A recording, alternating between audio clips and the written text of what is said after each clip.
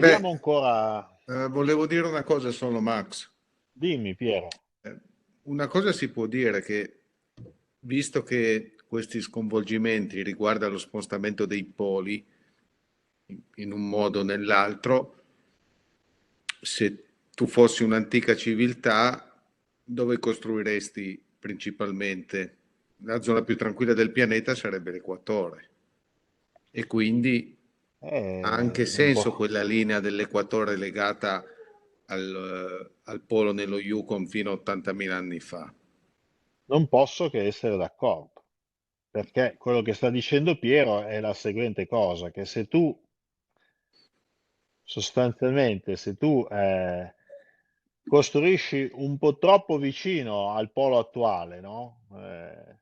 C'è il rischio che al prossimo spostamento ti trovi dentro al nuovo polo, per cui basta che si sposti di un po' di gradi e tu ti ci ritrovi dentro. Se tu costruisci all'equatore, ci deve essere proprio uno spostamento enorme, uno scivolamento enorme. Noi sappiamo per la fisica del cataclisma che abbiamo esaminato che questo, diciamo, ci sono punti di equilibrio in questo scivolamento della crosta e uno dei punti di equilibrio è quando ci si avvicina sempre di più all'equatore. Quindi sicuramente per chi ipoteticamente aveva queste conoscenze e fra l'altro, che non basta questa cosa, e fra l'altro aveva una lungimiranza che andava ben al di là della vita di una civiltà, neanche di un uomo, costruire sulla linea dell'equatore era la cosa più sensata da fare. E qua mi viene in mente la longevità dei nostri amici eh, patriarchi ebrei, Anunnaki, eccetera, fino ad andare al mitico Zaccaria Sitchin, no? Lui con le sue teorie, che però, insomma, perché dovete ragionarci, diamo per assurdo tutto quello che abbiamo detto fino adesso. Costruire l'equatore, come dice Piero, ha assolutamente senso, ma ha assolutamente senso in che ottica? Cioè, se io mi devo costruire il famoso Serena condominio, quello di Roma, no? Per venire giù a fare la conferenza, ma a me che me frega se fra 12.000 anni arriva uno Zontemo che lo distrugge, no? Tanto io schiatto fra pochi anni, per cui non mi interessa. No, Cioè, se campo di più mi interessa però. ho capito, ma qui stiamo parlando di 80.000 anni, perché abbiamo detto che il polo nello Yukon, che corrisponde a questo equatore, è quello di 80.000 anni fa, quindi la civiltà c'era già, quindi parliamo di 100.000 anni fa, Però abbiamo fatto se, un...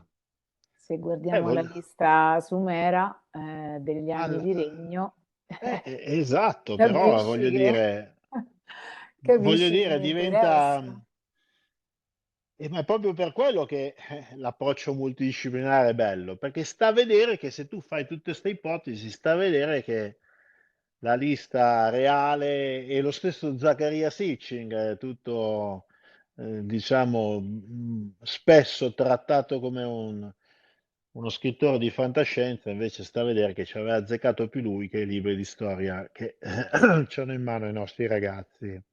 Ma anche senza Ah, toccare Sicin, se guardiamo per esempio la lista egizia degli anni di regno dei Neteru, dei faraoni del periodo semidivino, divini, lì parliamo di comunque svariati migliaia di anni di regno, che perciò poi anche lì io non l'ho mai capita. Perché deve esserci questo approccio così dogmatico? No, in fondo, insomma, tutta la biologia del pianeta è fatta da queste combinazioni di queste quattro sostanze che si combinano in maniere completamente diverse e danno vita a un moscerino, a un uomo, a uno squalo, no? Ma sono sempre lo stesso DNA, sono sempre combinazioni diverse degli stessi mattoncini di Lego. Quindi la realtà di oggi scientifica ci dice che a secondo come combini quei mattoncini di Lego, tu hai un organismo vivente che vive una manciata di minuti, un moscerino, un organismo vivente che vive 80-90 anni, un uomo, e un organismo vivente, uno squalo, adesso non mi ricordo più come si chiamano, quelli che vivono nel mare del nord, in Norvegia, ne è stato pescato uno che è stato datato a radiocarbonio e aveva l'età del Re Sole, quindi stiamo parlando di diversi secoli. Quindi se c'è un delta di n ordini di grandezza con le stesse basi di DNA, perché non è possibile ipotizzare che ci possa essere un individuo biologicamente, diciamo, compatibile col DNA del pianeta che possa campare centinaia di migliaia di anni? Poi, da lì a dire che aveva le sembianze nostre, eccetera, ma voglio dire, non si può escludere questa cosa a priori. Perlomeno io non la escludo. E neanche la dimostro, per carità. Bene, forte. Vediamo un po'. Beh, quello che è successo lo sappiamo. Uno, perché ce l'ha detto Serena, quello che è successo. Due, perché ce lo racconta tutto, ce lo racconta la geologia, ce lo racconta l'astronomia, ce lo raccontano le leggende. Io cito sempre questa che è bellissima. Questa è una leggenda degli indiani dei Grandi Laghi, quindi degli indiani che abitano proprio lì, vicino alla baia di Hudson, no? E ce lo dicono cosa è successo. Quella stella con la lunga e ampia coda distruggerà il mondo un giorno o l'altro quando scenderà di nuovo. Oh, Serena, anche loro ce l'avevano con Platone, vedi? Non lo so se anche loro come sacerdote del villaggio c'avevano Soncis che gli diceva nello stesso spazio di anni, però pure loro quando scenderà di nuovo, quindi è periodico, o quantomeno si ripete. È venuta una volta migliaia di anni fa, proprio come un sole, irradiava un calore bruciante dalla coda, la cometa ha bruciato tutto il suolo. Non era rimasto nulla. Gli indiani erano qui prima che ciò accadesse, vivevano sulla terra. Ma le cose andavano male, gli uomini di medicina dissero a tutti di prepararsi, le cose della natura erano sbagliate sulla terra. Tutti questi grandi animali stavano facendo a pezzi gli alberi, litigando tra loro. Queste creature si mangiavano perfino l'un l'altro. Avrebbero distrutto le foreste, così nessuno sarebbe sopravvissuto. Quindi ci sta confermando tutto, che c'erano i grandi animali, che c'erano le foreste e che è arrivata una stella calda come il sole con una coda, vedi un po' tu, che ha sparso la sua coda per tutto il pianeta, quindi che ha bombardato il pianeta con i detriti della sua coda. Questo è quello che ci dicono gli indiani dei Grandi Laghi. Quindi sappiamo cosa è successo. Vediamo un po' di altre cose interessanti, così ci divertiamo un pochettino sulla scienza secondo la logica alla UAS, giusto per dirla, perché mi piace sempre toccare questo argomento.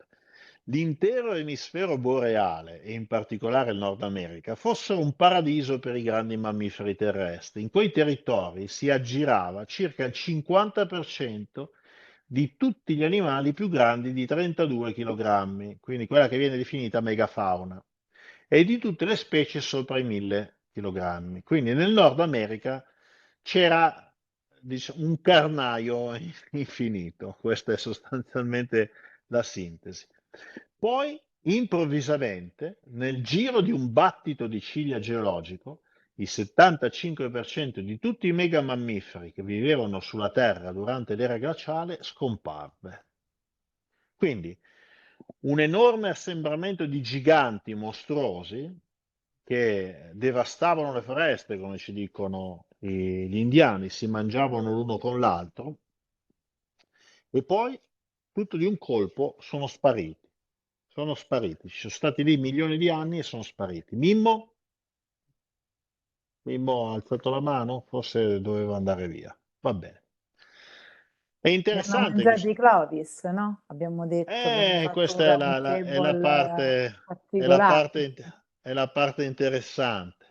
No, ma poi una Giusto, domanda, scusami se ti interrompo, a proposito del discorso di avvalorare ancora di più la tesi delle zone temperate che prima erano in un posto e invece che dove si ipotizza fossero dove erano praticamente, ma queste migliaia, questi milioni di esemplari, questi mastodontici che comunque dovevano mangiare non si sa quante tonnellate di cibo al giorno, ovviamente si cibavano della steppa della Siberia, giusto?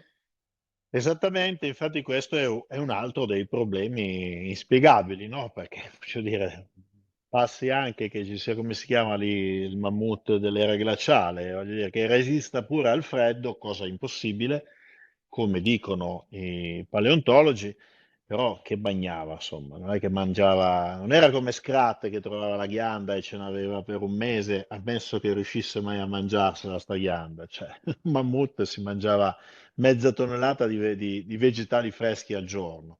E abbiamo visto che non crescono da quelle parti, per Eh cui no. chiaramente ci vuole una spiegazione alternativa. Questa, questa cosa è interessante perché ci dà anche le date, no? Ci dà una data di scomparsa di questa megafauna. Parla di circa 11.000 anni fa, una datazione a carbonio non calibrata. Per calibrarla bisogna aggiungere 2000 anni perché si tiene conto, diciamo, dell'arricchimento di carbonio atmosferico, per cui andiamo esattamente a 13.000 anni fa. Da notare che il numero di estinzioni di grossi mammiferi dell'ultima era glaciale supera quello di generi persi durante i precedenti 3 milioni di anni. Quindi stiamo parlando di un evento spaventoso, non di un, com'è che diceva l'amico del nostro Mattia, di un evento atmosferico, com'era Piero che me lo ricordavi tu, evento atmosferico eccezionale. O eccezionale o estremo, non mi ricordo. Evento eccezionale estremo. No, era un pelino di più di un evento atmosferico estremo.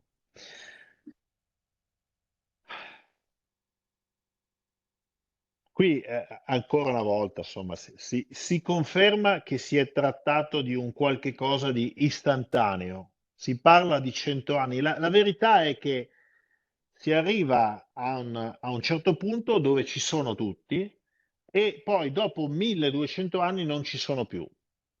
Ma non sappiamo se sono spariti nell'arco graduale di 1200 anni, che sarebbe comunque un battito di ciglia. Potrebbero anche essere spariti nell'arco di 5 anni. Questo non lo sappiamo, non lo riusciamo a determinare. Però geologicamente parlando, stiamo parlando di veramente un battito di ciglia.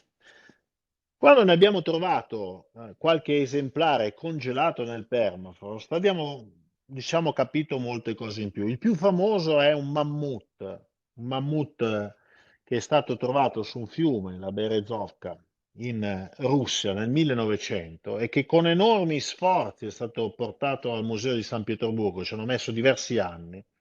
Queste sono le foto di quando l'hanno trovato. È stato trovato questo mammut grazie a una slavina, cioè diciamo un costone di terra è franato e ha scoperto questo mammut che era nel permafrost. E ovviamente quando l'hanno trovato la testa, che era la parte scoperta, era stata mangiata dagli animali. Questo a conferma che la carne era freschissima perché è stato mangiato. Quindi un animale di 10, 11, 12 mila anni con la carne fresca, già questo dovrebbe far capire un po' di cose. Le altre parti che erano coperte erano perfettamente conservate perché erano ancora surgelate, al punto che è stato possibile studiarlo molto bene, questo animale. Qui è stato ricostruito, io l'ho visto, è bellissimo, al museo all'Ermitage a San Pietroburgo, che vabbè, adesso in questo periodo non sarà facile andarci, ma merita veramente di andarci, un gran bel museo. Si capiscono già un po' di cose. Innanzitutto la posizione in cui è stato trovato, molto particolare. Tenete presente che questo animale che era congelato è morto senza ferite esterne, quindi non aveva ferite esterne, non aveva la pelle lacerata, nulla, però aveva il bacino e le costole frantumate, per questo era seduto così. Ed è posizionato in una maniera che sembra quasi che sia stato sbalzato indietro e è stato fatto volare letteralmente per aria e quando è atterrato si è fracassato le ossa ed è poi morto così, in quella posizione. Ci sono dei dati però più interessanti. Quando nella bocca, che non era completamente mangiata, hanno trovato delle tracce di vegetali ancora freschi, con addirittura ancora i segni dei suoi molari. E questa è una cosa assurda, perché vuol dire che questo animale che stava evidentemente brucando, stava mangiando, aveva in bocca dell'erba che stava masticando e nell'arco di qualche secondo è morto, è stato sbalzato all'indietro ed è morto al punto che diciamo, questa erba masticata gli è rimasta in bocca, cioè non è riuscito né a sputare né a deglutire il boccone. È un qualcosa di assurdo, impensabile. Ma di più, insomma, quest'erba assieme all'animale si sono conservati per 12.000 anni, per cui devono essere stati necessariamente surgelati all'istante, non in un mese, perché altrimenti si sarebbe putrefatta l'erba in bocca. Devono essere stati surgelati nell'arco di qualche ora e devono essere rimasti surgelati per 12.000 anni. Quindi uno dovrebbe capire che allora c'era l'erba, c'era il mammut, brucava e di punto in bianco è cambiato tutto. Non nell'arco di 12.000 anni, nell'arco di qualche ora è cambiato tutto. Quindi se ipotizziamo anche questa cosa dello slittamento del polo, che ha portato la Siberia da una fascia temperata ad una fascia, diciamo, come si può dire, artica come oggi, dobbiamo ipotizzare che questo è avvenuto nell'arco ragionevole di qualche giorno, non di più, perché altrimenti quell'erba in bocca sarebbe putrefatta. Poi bisogna ancora spiegare come hanno fatto a surgelare l'elefante, a surgelarsi il mammut, ma questo si spiega in un'altra maniera. Ma per rimanere surgelato, quello spostamento non può averci messo 2 mesi o 2000 anni, è stato una questione di ore, al massimo di giorni. E questo è un dato veramente intrigante, cioè quello che è successo è stato cataclismatico, davvero cataclismatico.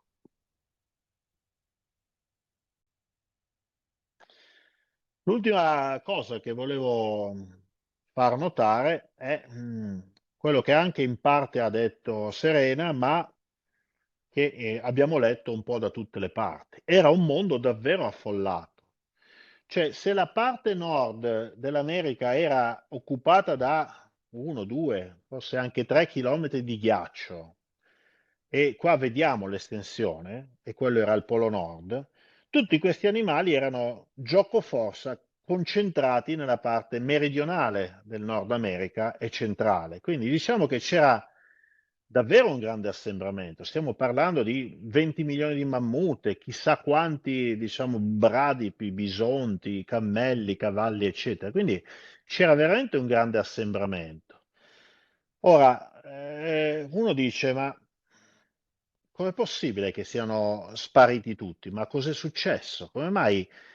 Pensate che nel nord dell'America non sono sopravvissuti i cavalli, non sono sopravvissuti i dromedari, i cammelli, eccetera. I cavalli sono stati reimportati dall'Europa, non sono sopravvissuti i mammut, non sono sopravvissuti gli elefanti, è sopravvissuto pochissimo, è sopravvissuto il bisonte, per esempio, riadattandosi, ma pochissimo di quella megafauna.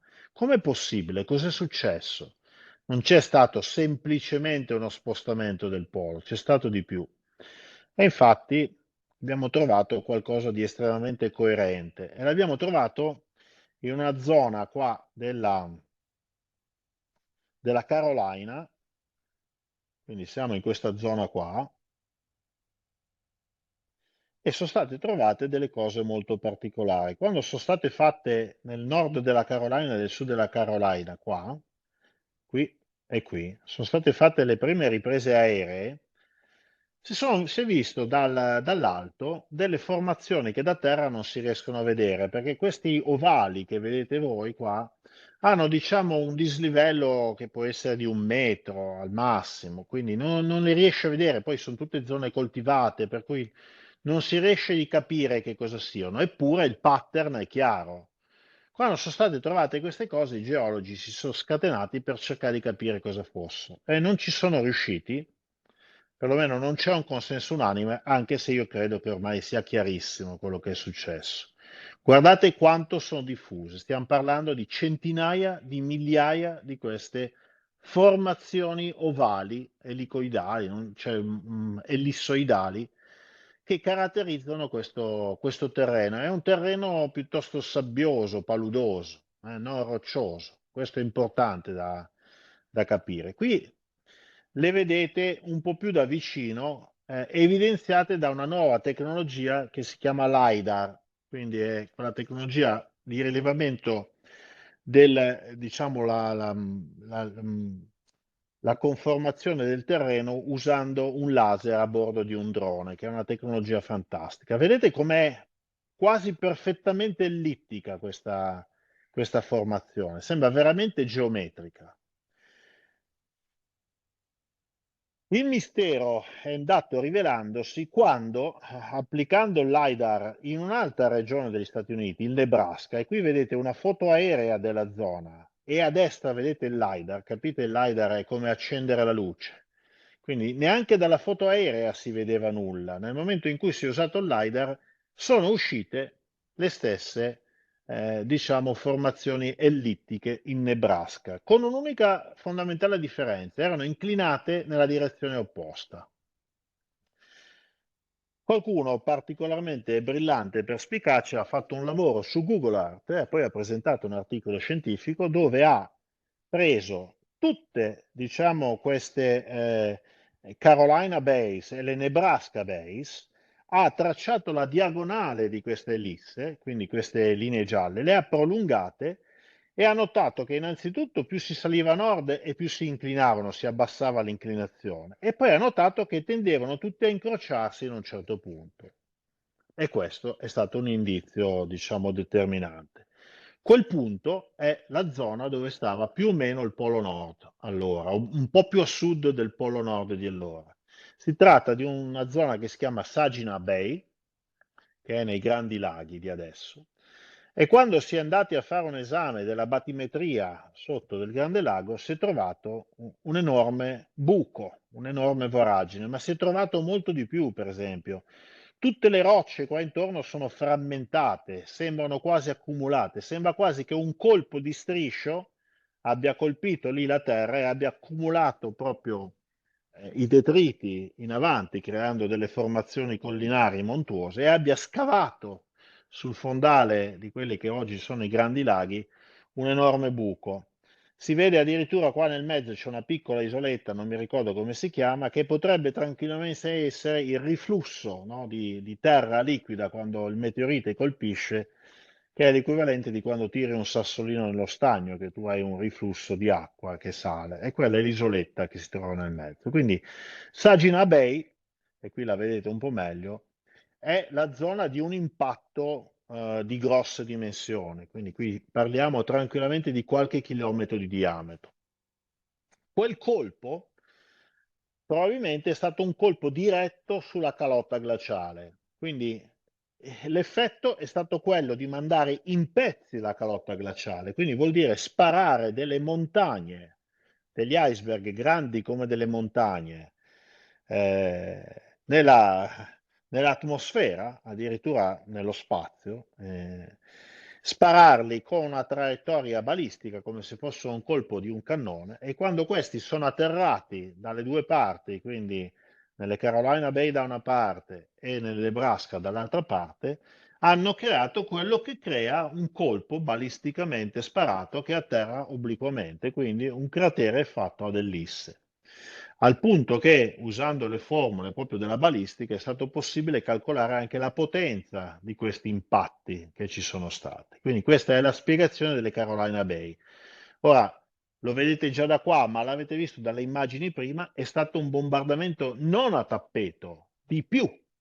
Voi pensate che su questi terreni pascolavano tutti questi mammut, eccetera, e noi ci stupiamo che non ne sono sopravvissuti e non ne sono arrivati molti a noi. Beh, vorrei proprio vedere a sopravvivere a un evento di questo genere, oltre a tutti gli altri eventi di cui abbiamo parlato, quindi terremoti, eruzioni, alluvioni, tsunami, eccetera. Insomma, io sono stupito che abbiamo trovato qualche deposito di ossa, sono stupito di quello.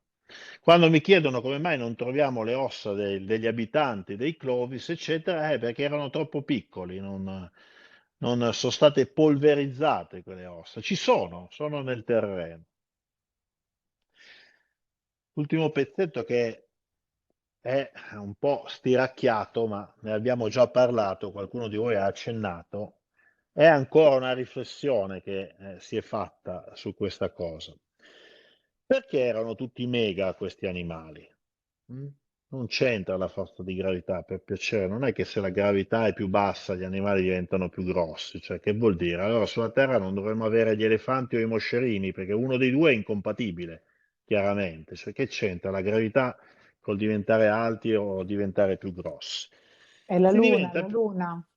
eh, si diventa più grossi quando c'è abbondanza di mangiare e quindi le dimensioni chiaramente forniscono un vantaggio competitivo, non sono uno svantaggio perché c'è abbondanza di cibo e si cresce, e gli animali tendono a diventare più grossi, tant'è vero che quando gli animali sono confinati, per esempio su un'isola, tendono a rimpicciolirsi perché è un ambiente che è meno ricco di risorse. Bene,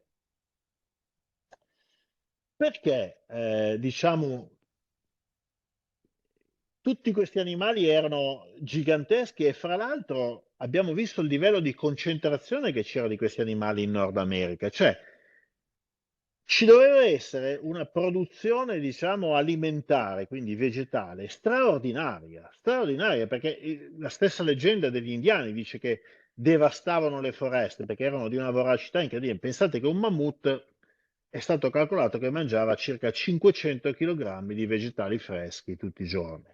Ora, mettete 20 milioni di mammut moltiplicato per mezza tonnellata, insomma, ogni giorno questi si facevano fuori una prateria o una foresta. Più ci mettiamo tutti gli animali, ci deve essere una produzione alimentare veramente assurda. Cioè, questo è l'animaletto di cui noi stiamo parlando, giusto per capirsi. Cioè, tra le 4 e 500 kg di vegetali al giorno. Questo è quello che mangiava questo nostro simpatico amico, moltiplicato per migliaia di tonnellate. Ora, come potrebbe esserci una mega produzione, diciamo, in quella zona, che oggi chiaramente non c'è quella produzione. Oggi in quelle zone non c'è questa produzione. Beh, una delle possibili spiegazioni, ma non è detto che sia chiaramente l'unica, ma sicuramente è una abbastanza verosimile, è che ci fosse una stagionalità differente. Ovvero, per esempio, che ci fosse una stagionalità meno accentuata, che non ci fosse un inverno e un'estate o una primavera come c'è oggi, ma che ci fosse una sorta di, per esempio, eterna primavera, che quindi favorisse molto di più, come se oggi potessimo avere 2 o 3 raccolti all'anno invece di uno solo perché ci sono le stagioni. Beh, le stagioni sapete che sono il risultato dell'inclinazione dell'asse terrestre, no? Perché insomma in questo momento in cui a nord i raggi solari diciamo ci colpiscono di striscio, a nord siamo in inverno e a sud invece dove il colpo è più diretto siamo in estate. Quando ci troviamo dall'altra parte dell'orbita si invertono le due stagioni e questo è tutto legato a questa inclinazione dell'asse terrestre. Se l'asse terrestre fosse meno inclinato, non voglio dire proprio non inclinato, ma poco inclinato, ci troveremo in presenza di non stagioni, perché che tu sia a nord o che sia a sud, più o meno l'incidenza dei raggi del sole è sempre la stessa, quindi le temperature sono più o meno sempre le stesse, un po' come succede oggi, diciamo, nella fascia equatoriale o nella fascia tropicale iniziale, quella più vicina all'equatore, dove c'è pochissima differenza fondamentalmente poi tra estate e inverno. Quindi una delle possibilità è che l'asse terrestre non fosse così inclinato come oggi e fosse in grado di favorire un'estrema rigogliosità della vegetazione. È un'ipotesi che trova conferme? È un'ipotesi che può aver senso? Beh, che può aver senso sì. Fisicamente non c'è nulla che impedisce all'asse terrestre di spostarsi e non ci sono storie in proposito, insomma. Una volta parlando con un fisico mi fece questo esempio e mi disse, beh, insomma, Massi, se tu pensi a una pallina da tennis in volo che viene colpita dal tennista, ha voglia di cambiare l'asse quando viene colpita. Cambia l'asse, cambia lo spin di rotazione, cambia tutto della pallina da tennis. Beh, la Terra non è altro che un'enorme palla da tennis che ruota libera nello spazio. Quindi se prende una botta in una certa maniera o se succede qualche cosa di particolare perché non è una palla, diciamo, omogenea, ed è questo il segreto di tutto, non è una palla omogenea, per cui non è tanto la potenza della botta, ma le sue dinamiche interne, può spostarsi l'asse. Beh, se si sposta l'asse, a questo punto ci troviamo due zone di estremo freddo dove si sviluppano delle calotte, la calotta del Wisconsin, una zona di eterna primavera, quella dove c'erano mammut, eccetera, una zona tropicale estremamente calda, Florida, diciamo equatoriale estremamente calda, e questo potrebbe spiegare, diciamo, l'estrema produzione alimentare e vegetale, soprattutto nelle zone temperate boreali, quelle proprio dove abbiamo trovato la presenza della megafauna così abbondante. Beh, dove troviamo qualche indicazione in proposito? Beh, la troviamo sempre con l'approccio multidisciplinare. In un'opera del 69 di Santillana e von Deschen che analizzando i miti diciamo di più culture hanno trovato un filo comune incredibile, il mulino di Amleto. È interessante la conclusione a cui giungono Santillana e von Deschen, che fanno risalire le origini del sistema, quindi di questa cosa che loro hanno scoperto, di cui adesso vi racconto, a qualche civiltà preistorica. È impossibile che per prima ha osato comprendere il mondo così come è stato creato, secondo il numero, la misura e il peso. Stanno parlando di prima di noi, esattamente quello che abbiamo ipotizzato in prima di noi. Che cos'era questo mulino d'Amleto? Beh, loro hanno fatto un qualche cosa di veramente eccezionale. Confrontando tradizioni diverse, virtualmente globali, avestiche, indù, polinesiane, precolombiane, africane, semitiche, occidentali, si scopre che Amleto era proprietario di uno dei tanti mulini presenti in tutte queste tradizioni. Mulini che sono sfortunati perché la loro macina viene violentemente scardinata e solitamente gettata in fondo al mare. Quindi troviamo già la presenza di un cataclisma che ha a che vedere col mare, col diluvio e con le acque.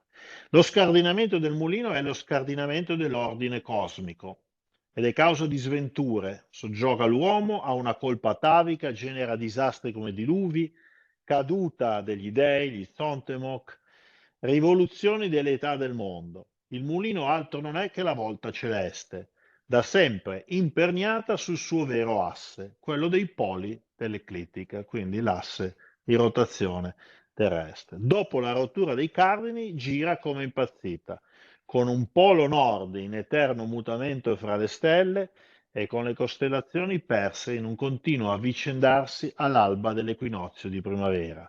In una parola, scopriamo che i miti antichi parlano del fenomeno della precessione degli equinozi. Questo è stato scritto nel 1969. Con i dati che abbiamo noi oggi, che sono stati riassunti negli dei del diluvio, eccetera, insomma, queste parole sembrano scritte oggi, perché sta parlando esattamente di tutto quello di cui diciamo, abbiamo ipotizzato l'esistenza oggi. Quindi nel 1969, analizzando semplicemente i miti, si è arrivati alle stesse esatte conclusioni che l'analisi multidisciplinare che abbiamo fatto oggi ci ha confermato. Direi che, insomma, sono quelle coincidenze che a me non mi lasciano indifferente. Thomas Burnett, che era un britannico, se non sbaglio, del 1700 e qualcosa, scrisse in un libro che c'era una tradizione tra gli antichi di un cambiamento riguardante la posizione della Terra e di conseguenza della forma e delle stagioni dell'anno. C'è stato un cambiamento dell'inclinazione della posizione della Terra. 1719. Quando io dico che se si vuole capire qualcosa di più sulla nostra storia bisogna leggere i libri vecchi, perché quelli nuovi ci danno un po' poco, questo intendo dire. Si trovano delle verità che sono sempre interessanti. Bene, questo era, come sempre, in estrema sintesi, un modo di guardare allo scorrimento della crosta terrestre senza parlare di fisica, come abbiamo fatto altre volte, ma guardando con approccio scientifico le evidenze multidisciplinari.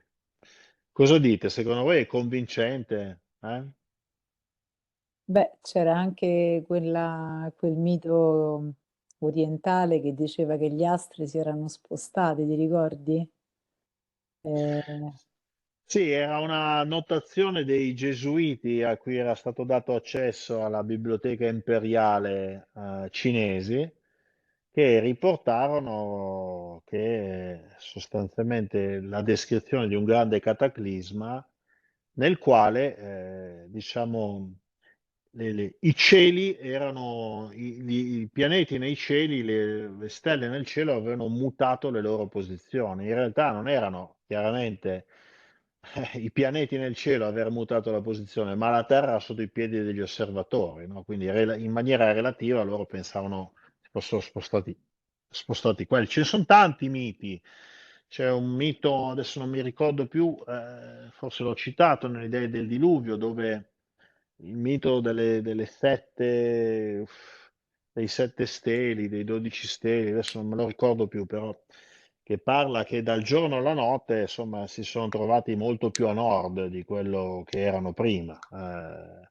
Quindi, insomma, la consistenza multidisciplinare che ci porta a tirare queste conclusioni, a mio personale parere, è davvero robusta e forte. Non so come mai questa teoria dello scorrimento della crosta terrestre è così poco presa in considerazione, anche fra l'altro da personaggi che io personalmente stimo enormemente, no? È poco presa in considerazione, però allo stesso tempo non li ho mai sentiti spiegare queste cose, anzi non l'ho mai sentiti affrontare queste cose, per cui è un po' particolare questa cosa. Io penso che invece sia molto coerente e che si faccia fatica diciamo, a non considerarla. Ce ne sono tante altre evidenze che ognuno di noi se le può andare a guardare. Guardate, adesso ve ne faccio vedere un'altra ancora. Cioè, se io adesso qua tolgo un po' togliamo il polo nello Yukon, se no c'è troppo casino. Allora, adesso io vi faccio vedere qui una cosa particolare. Lo vedete? Questa è la Groenlandia, che sappiamo avere 3 km di ghiaccio, quindi il Duomo della Groenlandia qua in mezzo, sono 3 km di ghiaccio. Allora qualcuno deve spiegare come mai qua c'è ghiaccio e qui non c'è ghiaccio e qui non c'è ghiaccio, cioè alle stesse latitudini non c'è ghiaccio. Come mai in Groenlandia c'è il ghiaccio? Beh, la spiegazione è molto coerente nel momento in cui fai il ragionamento che noi abbiamo fatto. Perché? Quello rosso è il circolo polare artico da 75.000 anni fa fino a 50.000 anni fa e la Groenlandia c'era dentro, quindi ha accumulato ghiacci. Tra l'altro i ghiacci sappiamo che si sono accumulati anche qui, tant'è vero che abbiamo la glaciazione di Hurm in Europa che era molto più debole di quella del Wisconsin. Perché? Perché quella del Wisconsin si è formata quando il polo era qua, in questo punto dove sono adesso, questo, ok? E quindi stiamo parlando da 50.000 a 12.500 anni fa, dopo, mentre questa si era formata da 75.000 a 50.000, quindi era giustamente più vecchia. E siccome qua era fuori, questa glaciazione qui era fuori dal polo, si stava sciogliendo, quindi per quello che era meno spessa. Si è formata qui.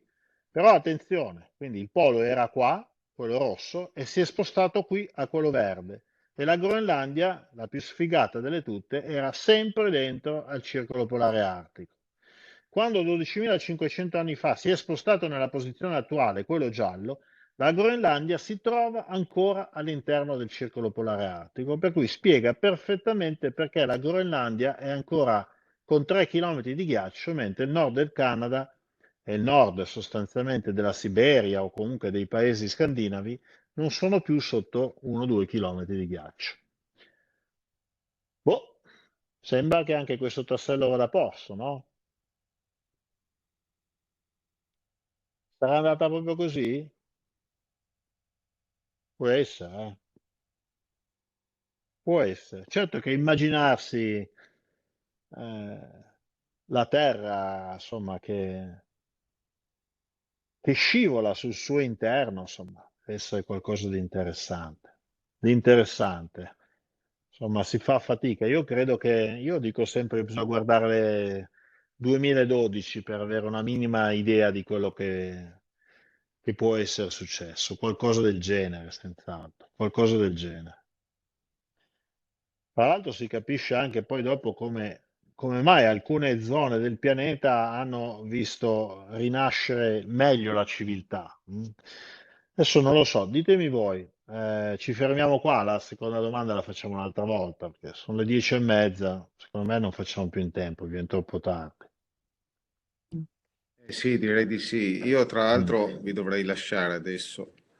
Per cui io direi che possiamo fermarci qua. Ci vediamo poi la prossima sera per vedere un'altra parte che è interessante perché va a analizzare quello che è capitato all'uomo durante questo livello, questo evento di estinzione di massa.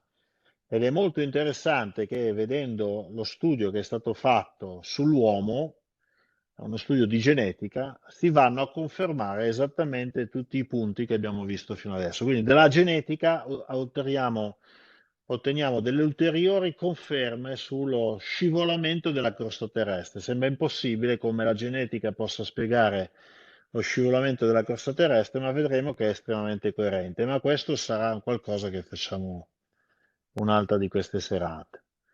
Bene, per cui vi ringrazio della pazienza ad ascoltare le stupidaggini che ho da raccontarvi, vi ringrazio delle domande, dell'interesse, grazie Alessandro, grazie Piero. Vi aspetto allora alla Grazie. prossima, non potete assolutamente mancare. Questa sera la vostra presenza nuova si è notata, per cui la prossima volta ci sarete senz'altro di nuovo. E vi auguro una buona serata. Ci vediamo agli eventi di Savona il 10 dicembre, di Torino il 17 dicembre e di Parma il 28 gennaio, Esatto. giusto? Esatto. Benissimo. Bene, grazie a tutti allora e buonanotte. Ciao. Grazie, ciao Max, Grazie, grazie a ciao. te, ciao, ciao ciao.